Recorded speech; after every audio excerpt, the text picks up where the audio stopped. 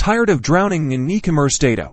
Let's build a Zapier automation to effortlessly connect Shopify, Google Sheets, and supercharge your decision-making in just 90 seconds. First, head over to Zapier and create a free account. If you don't have one already, click that big Create Zap button to kick things off. Now, let's connect Shopify. Search for Shopify in the Trigger app search bar and select it. Choose New Order as your trigger. This means every time a new order comes into your Shopify store, Zapier will spring into action. Hit Continue. You'll now need to connect your Shopify account. Click Connect to New Account and follow the prompts to grant Zapier access to your Shopify store. Make sure you have your Shopify store URL handy. Great.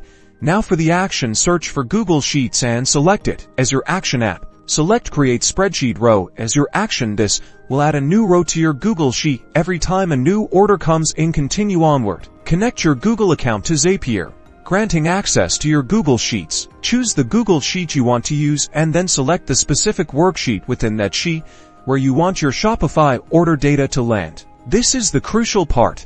Now, map the Shopify data fields, customer name, order total, product purchase to the corresponding columns in your Google Sheet. Just click in each field and select the appropriate data from the Shopify trigger. Almost there. Test your Zap. Zapier will send a sample order to your Google Sheet. Check your sheet to make sure everything looks correct. If the test is successful, congratulations. Turn your Zap on using the toggle switch from now on. Every new Shopify order will automatically populate in your Google Sheet. You've just automated your e-commerce data tracking. Now you can spend less time on manual data entry and more time on data-driven decisions that grow your business.